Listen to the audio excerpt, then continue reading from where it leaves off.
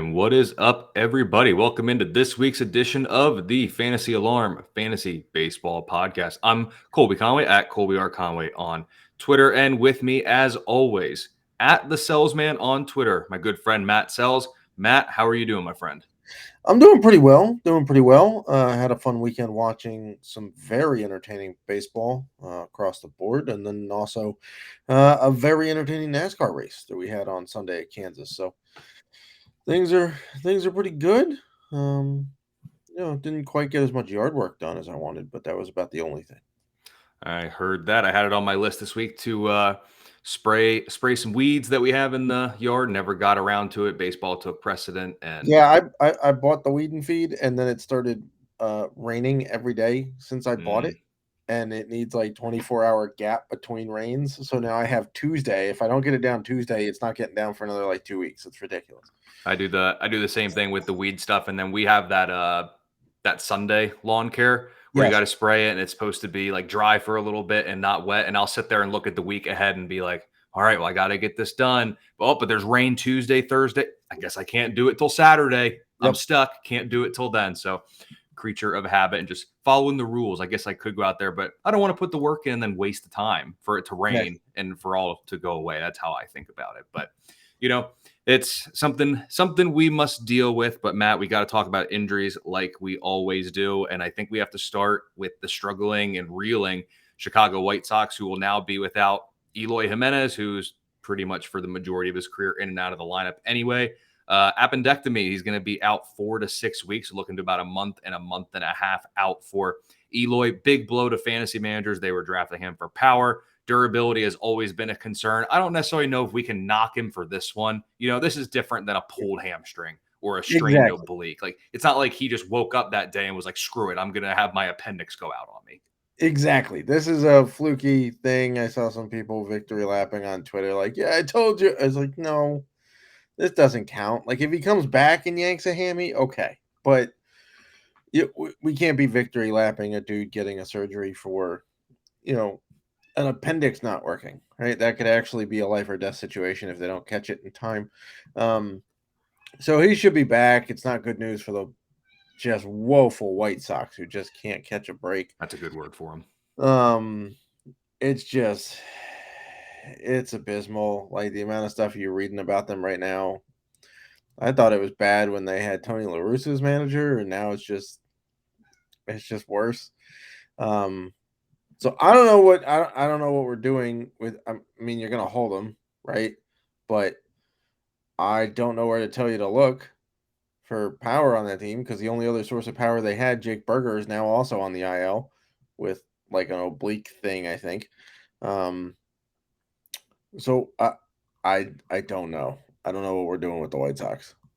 Yeah, it's bad. When you look at their lineup, Andrew Benintendi's been bad this year. Andrew Vaughn hasn't been quite what I was kind of hoping for in terms of what he's been this year. But then I'm looking right now at roster resource, and things are going to kind of fluctuate a little bit depending on the matchups and everything. But right now, they have the top 4 of Anderson, Benintendi, Vaughn, and Luis Robert. And then your 5 through 9 hitters are Hanser Alberto, Yasmani Grandal, Gavin Sheets, Elvis Andrews, and Sebi Zavala. So it sounds like we're going to be targeting some pitchers against them. No Yomi Garcia or whatever the hell the guy was that they were hyping. I mean, that doesn't even matter. I mean, it's bad. Like, it's not good. I mean, Billy Hamilton's on the bench. I might take the Tigers lineup over the White Sox lineup at this point. It's bad. It is really bad. And hopefully Jimenez is out closer to the lower end of that timetable. But fantasy managers, I'd be expecting probably 5 to 6 weeks without Eloy would probably be what I'm expecting with the appendectomy. Probably. And so much can happen. You want him to be healthy, obviously, first. So take that into consideration. Matt, we're going to talk a little bit about your Nationals here in this episode. But let's start with Victor Robles. I believe it was a back injury while trying to steal a base, and he comes out, back spasm. He's now on the 10-day injured list. And actually, we haven't seen, dare I say, prime Robles since that 1 year where he dominated, but he's been pretty good this year, if we're being honest with each other. Yeah, he has been. Defensively, there's still a little bit that we would like to see from him cleaned up, but you're not we're not talking defense for fantasy baseball purposes, right?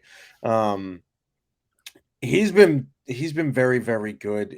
I haven't even cared that he's batting ninth in the lineup most nights because that's where I want him. I don't want any more pressure on him. I just want him to keep doing what he's doing. It's showing results. He had gone, I think, 8 for 8 on stolen base attempts prior to getting caught stealing the other night, and then being removed from the game for triggering some back spasms. But yeah, he's hitting in the 290s. He's brought a little bit of power to you. He's scoring runs. He's driving some runs in. He's looked really good. And here's the other thing: his walk rate is up, like spectacularly up, which is just outstanding to see. So hopefully it's a minimum stay on the IL. They did call Jake Alou up, who is a utility guy. He's not worth adding. Please don't go at him. If you want a little bit of exposure to the Nats outfield, I guess Stone Garrett's going to get some more starts if he's available. He's been okay. He's not been great.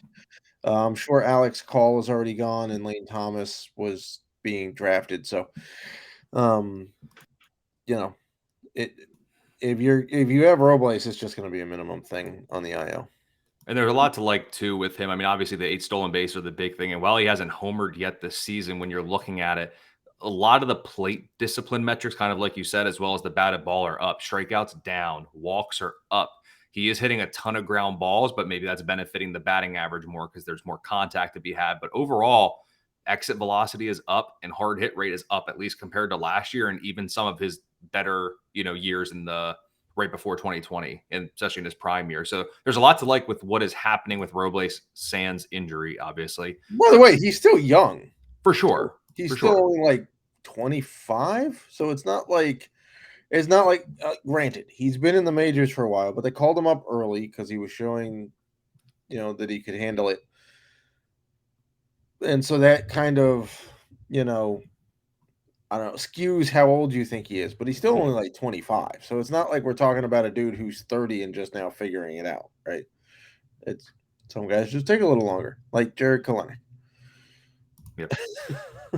True. I guess, yeah, I don't know. I don't even know what to say. He breaks the mold because it's a little bit come out of nowhere for him. But Matt, in Houston, that was one of the deeper rotations coming into the year, what the Houston Astros had, even with what they lost in the offseason, still had a lot of dudes. And now we're a couple of weeks into the season here, and we now see that the Houston rotation is Framber Valdez, Christian Javier, JP France, Brandon Bielak, and Hunter Brown, just like we expected it would be. Obviously, McCullers is in and out more than maybe anybody in baseball. And then they've had a couple arm issues, most notably with Luis Garcia undergoing Tommy John. So the move was to bring JP France up.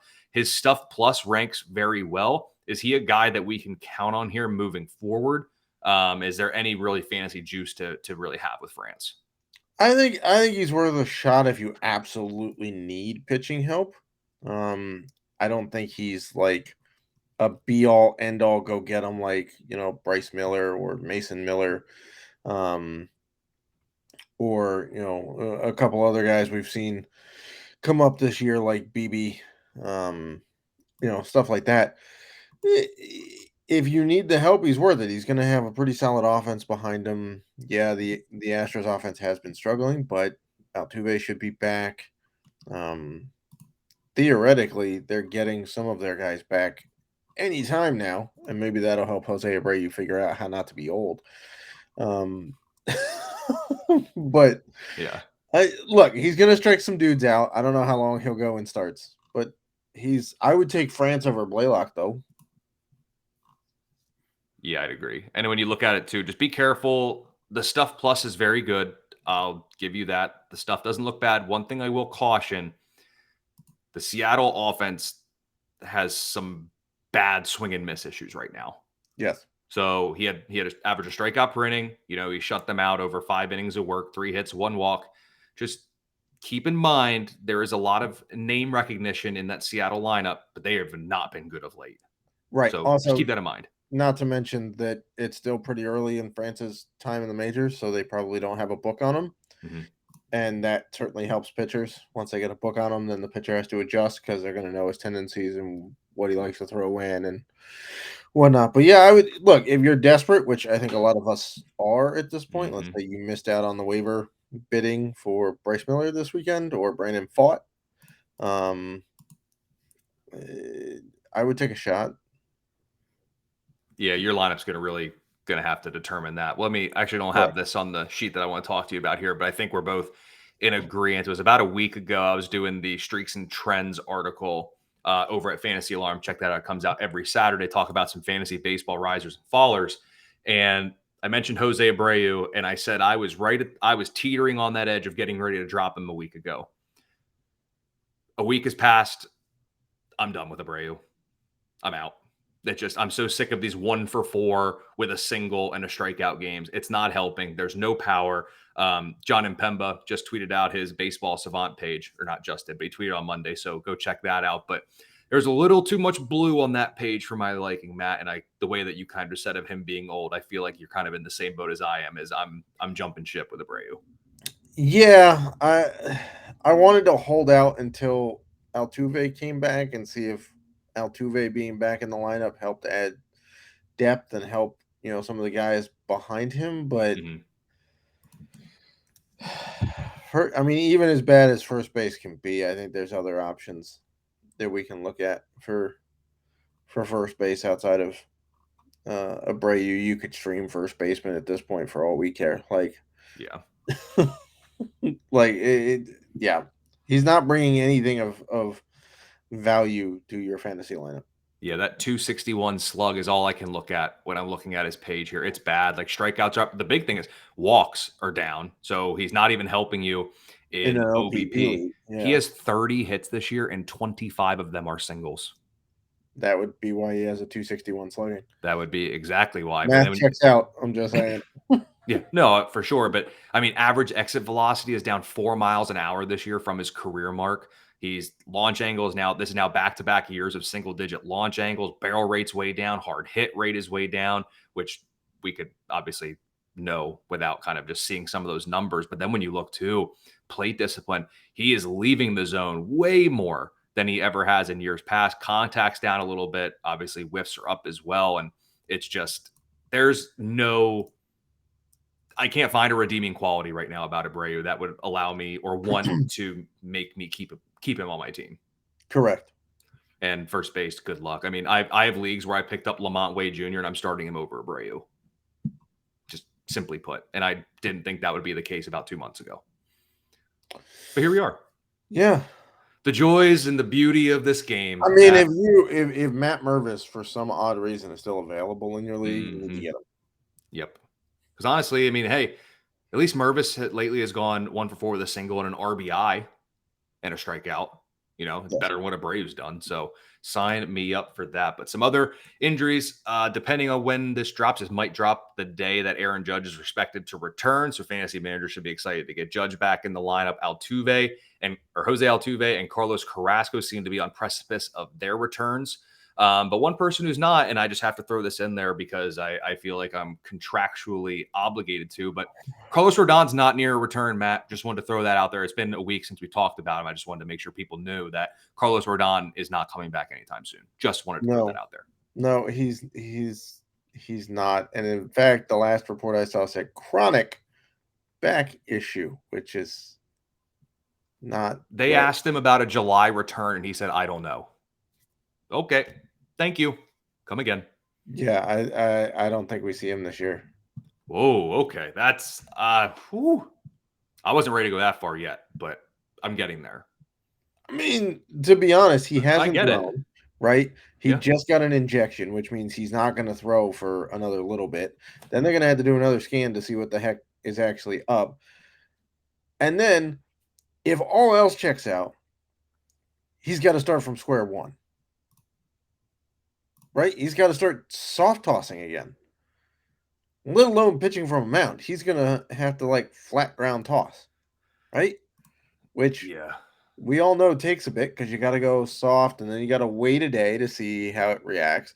And then you back it up a little bit. And then the process, I don't know, man. Is it possible we see him in late August? Sure. But like at this point, the Yankees signed him to a 6-year deal? Yeah, 6 for 162, I believe. So if you're pretty sure it's a chronic issue and you've already seen his inability to put it behind him this year, Mm-hmm. the Yankees, if I were them, granted, you were counting on him to be the number 2 behind Garrett Cole and lengthen that rotation. And Oh, you trade him for a hitter. Got it. no, I don't think you trade him for a hitter. I mean, I would gladly take. I know Harrison Bader hit like a 2-run shot on Monday to help him, but Jesus, I would take Jordan Montgomery back. Even though he hasn't been great with the Cardinals, I'd still take him back. He's been Anyway, healthy. I think if you're the Yankees, you shelve Rodon this year. Let him rest. Let him, get a treatment plan figured out, how to deal with this, Mm-hmm. right? Because we've seen like a chronic thing with Kershaw, like his back was always a thing, and the Dodgers have figured out how to keep him relatively healthy and pitching well, right? And the Angels have figured out a way to keep the degenerative thing for Trout relatively healthy, right? So you can work around it. I just think you need some time to sort it out. So I'm starting to get iffy as to whether or not we're going to see Rodon this year. And it's fair because when you look at Rodon, he Also, the last Yankees, I think, are in last place in the AL East at the moment. yeah. So he made his last start of 2022 on September 29th, and he logged 2 innings in spring training this year. So I think you might be Not to generous mention, with he square said he one. dealt with this issue last year and didn't have it fixed or worked on, or what, he just kind of dealt around it, which is never a good sign. Well, could there be some thoughts there if he knew he was kind of pitching for a contract, and if he missed the end of the year with an arm issue, could that affect?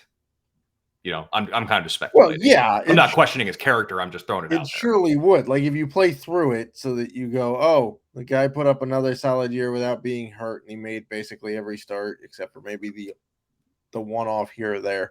Mm-hmm. Yeah, if he goes down in September and says, "Yeah, my back can't cut it," there's no way he gets a 6-year, $182 million deal this offseason. There's no way that happens. Yeah, just speculating, just throwing it out there. But yeah. Matt, here's the one that I'm curious to get your take on. As you're not as affiliated with the NL Central as I am per se, but I'm not even going to bury the lead. What is happening in St. Louis? I'm not even talking about their record. Like I'm talking about their $87.5 million catcher turned DH turned outfielder turned DH outfielder hybrid turned whatever Willson Contreras is now. I think they're panicking. I think they're freaking out a little bit. I think they came into the season going, this is our division to win. All we got to do is show up and we'll be. I mean, you and I both picked the Cardinals, I think, to win the division in our, we were hedging a little bit. Maybe if Milwaukee goes ridiculous to start, maybe they can hold on. But then Burns and Woodruff got injured and their offense hasn't done jack squat. So, I think the Cardinals are like, well, the Cubs are a rebuild and they're not going to compete. And the Pirates, sorry, Colby, nobody expected anything from the Pirates, let alone to be through April with the best record in the NL, right? Probably a fair take. And the Reds are like, yeah, they literally traded anybody of name value for hot dogs last year. So I think they figured that they were just going to stroll into the season and run away with the thing, and they haven't, and they're panicking, and the pitchers are like, yeah, we can't like Contreras doesn't know our tendencies, so can we please go with another guy? But for fantasy owners, this has some serious ramifications here. Right? So let's play this out a little bit. I know we're going to kind of shorten the back end of this pod, but if you're saying that Contreras' bat is worth it to stick in the DH spot every day, right? Mm-hmm. Or in, let's say, left field, like they've hinted at. Okay, so now you're taking a hit with Kinsner offensively behind the plate, or whoever the heck else they're going to fill in, because the bat isn't as good as Contreras still is, right? But what happens to Nolan Gorman's at bats? Jordan Walker's probably not coming up again. What happens to Tyler O'Neill and potentially Brendan Donovan if they do stick Gorman at second base? And, is Dylan Carlson ever going to play? Like, what exactly are we doing at this point? Are there only 3 guys you can potentially count on for the Cardinals offensively, being Goldschmidt, Nolan Arenado, and Tommy Edman for steals? Can you trust Lars? Is he going to be in there all the time? I mean, right field seems. That seems his spot. They need defense, right? Yeah, But I mean, he seems okay for now. I think he's fine. I think Gorman's going to be in there every day against righties. I think where are you playing Contreras, in left field? I would think you'd have to DH Contreras. Gorman goes to second, and then Tyler O'Neill, when healthy, or Donovan. So Donovan's not playing second base anymore. Not against righties. Because he hasn't really done anything to dissuade you from playing him. No, and what we saw in the spring is long gone. The power just isn't. He's back. He's back to what he was last year. The spring fling with the power was fun with Donovan, but that ain't there anymore. It's gone. Okay, but do they need? I mean, they arguably don't need the power from Donovan. He's there as an on-base guy. No, but it couldn't hurt right now though either. Yeah, I mean, I know you're saying, they're a mess. One thing that may help is you might see slightly better ERAs from the Cardinals pitchers, because they're the ones that seem to get vocal about not wanting Contreras behind the plate as much as they could. That they pointed out that, hey, my ERAs tend to look better with the other guys. Yeah, it's a very interesting situation. Some of the quotes that have come out too when they're talking about it, it's like, what does Contreras like need? I don't remember exactly what it was, but it's like, what does Contreras like need to do to be in the outfield? And I think it was Mozeliak. Is that his name? GM. Yeah, the GM or baseball ops or whatever his title is. Yeah. It was like, he should be worried about what he needs to do to catch. And I was like, dang, okay. Where it's gonna be like that. Like they are not happy. And I think it's this intersection of not happy and panicking. And we're meeting right here. I mean, they're off their worst start in like 50 years. Like, it's not good. But I can't imagine bailing on your big offseason acquisition 1 month into the first season of a 5-year deal. No, I mean, they can't, and especially now injury, too. Right. Like, yeah, like obviously we just got done with Rodon, who's in his first year, but he's injured, right? Like, this guy's been on the field. So, well, now the thing is too, even if they wanted to move on, let's say, is a team with the need at catcher going to acquire him? Like, you're going to have pennies on the dollar now. Like, well, we don't want him behind the dish. We don't want him screwing up our already bad pitchers. Yeah, this is a weird situation. This is weird. I mean, when you look at it too, like, Contreras has always had a big arm. Like, his pop times are very good. Like, I'm able to see that. He's not throwing people out either. Correct. And he's not helping the pitchers. That's the big thing. Like, if you look at like baseball savants, like catcher runs, he's at -1, and he's been below that the past 2 years. Blocks above average, albeit above average a few years before. He's been negative in that department the past couple of years. He's got a big arm. That's what he's got behind the dish, but there's some other maturation that needs to occur that we haven't seen this year with St. Louis. I guess, but my other question is, if you're taking him out from behind the plate because he doesn't know the pitcher's tendencies and he's not helping them, when are you going to have him learn the tendencies? Like, do you punt this year and say, hey, your offseason assignment is to work with all of these pitchers and go to their houses and learn their tendencies and show up next year expecting to be the full-time kid? Like, I mean, in the season, what's the only thing that you can do is he warms up. He warms them up. He's treated as the bullpen catcher for them just to get used to them in warmups, and then the other dude, whether it's Kinsner or Trace Barrera, the guy that they also called up to also help with the dish, they're rolling with 3. This is a team that's rolling with 3 catchers on the active roster for the foreseeable future. Yes. Yikes. It's not. It's ugly. It's Now, ugly. on a side note, if Contreras does manage to play 20 games in the outfield, going into next year, he's got catcher outfield eligibility. But you're only going to want to play him at catcher anyway. Yeah, I mean, It's that's one of his only those. guy, just like Varsho's only value is really a catcher. And MJ Melendez. Yes. So, yeah. So, it's an interesting situation. We'll keep our eye on it here. But, Matt, a couple things to wrap up this week's episode. Coming back to your Nationals, I'm giving you chances to talk about them. But when we look at it here in the ninth inning, Hunter Harvey is a guy. He just got a save. And I understand that there could have been some other issues there. But when you look at Harvey over his past handful of starts, like I'm looking back over his last 8 innings, he's got 11 strikeouts, only 1 earned run with 2 walks. Is he a guy that we should be keeping an eye on for saves? I know saves and holds, he's a good guy right now, but what about save chances moving forward? So, talking about, he got the save on Sunday, right? That was his first career save ever. A couple things played into that. One, the bullpen was obliterated this series against the Diamondbacks. Watched every inning of it. The bullpen was used a lot more than they not needed to be, but just a lot in the series. So he was basically the freshest arm they had to go try to lock down the save. They blew the save chance in Saturday's game. And in that whole series, I think the bullpen walked 9 guys in 2 games, which is not good. So it's possible if you want to take a shot on him. If you're in a holds league, he should already be owned. But if you're desperate for a guy who may get saves, Hunter Harvey's working it. The slider's looking good. The 100-mile-an-hour heater can't be caught right now. I'd take a shot. They're going to be in a lot of close games, like a lot of close games. So you may get some decent save chances.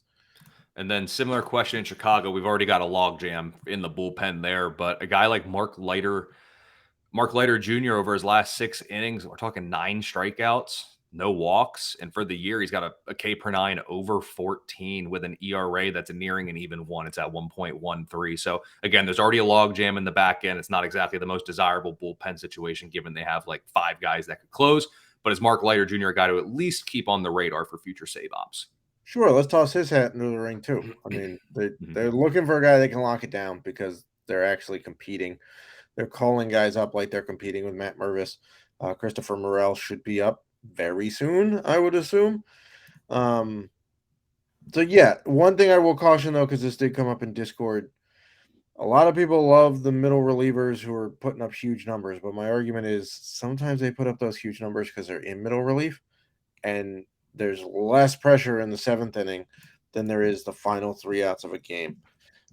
So not to say that he will crumble, but I have seen it before where a guy is spectacular in middle relief and everybody goes, let's put that guy in 9th, and then it blows up, and then they put him back in middle relief and he's back to his normal self. So sometimes guys can't deal with the pressure. Not saying Leiter is one of them, just it's not necessarily a given thing. And to your point, per Fangraphs, if you go to their splits, you can look at like low, medium, or high leverage. He's got 20 strikeouts across 12 1/3 innings that are considered low and medium leverage, whereas his 3 2/3 high leverage innings, we're looking at 5 strikeouts. So still good, no earned runs in this high leverage spot. Right. So still good, but just something to keep in mind there as well. Matt, and then since this is the last edition for the week, we're back to the weekly cadence. Streamer of the week, looking at some early week guys. So who's a guy that you're looking at as a potential streaming option here this week? I'm going with Clark Schmidt for the Yankees. I know he's not been great. He is coming off 4 1/3 shutout innings against Cleveland in his last start. He draws the lovely, just absolutely lovely Oakland A's, who were seen by 2,200 people in their last home game in Oakland. So you would have to assume that he could at least make it through 5 innings there against an offense that's literally worse than their AAA affiliate. That's who I'm going with. He's pitching on Tuesday for the Yankees. They should get Aaron Judge back, which should help with their offense. So I'm going with Clark Schmidt. And then for me, I'm going to Cleveland. I'm going with Peyton Battenfield. When you look a couple weeks ago, he was my streamer, and I had said the strikeouts are going to come. He just needs to give it time. And you look this year, he's got a 14.4% swinging strike rate, 33.3% swing rate, so getting swings out of the zone. When you look at it, he generates more swings out of the zone than Shohei Ohtani, albeit a little bit smaller sample size, and he generates a higher swinging strike rate than Kevin Gausman, Joe Ryan, Sandy Alcantara, guys like that. His strikeout rate's still only at 21%, but a good matchup this week against Detroit, so get him in your lineups for his Wednesday start. But Matt, that'll do it for this week's edition. So again, streamers, Clark Schmidt, Peyton Battenfield, take a look at those guys. If you want some speculative save opportunities, maybe Mark Leiter Jr., definitely Hunter Harvey. Keep those guys on your radar as well. And head over to fantasyalarm.com for all of the great baseball content, both seasonal and daily, that we have available for you. Give Matt a follow at the Selz Man on Twitter. I'm at Colby R. Conway on Twitter. And we will see you next week with the newest edition of the Fantasy Alarm Fantasy Baseball Podcast.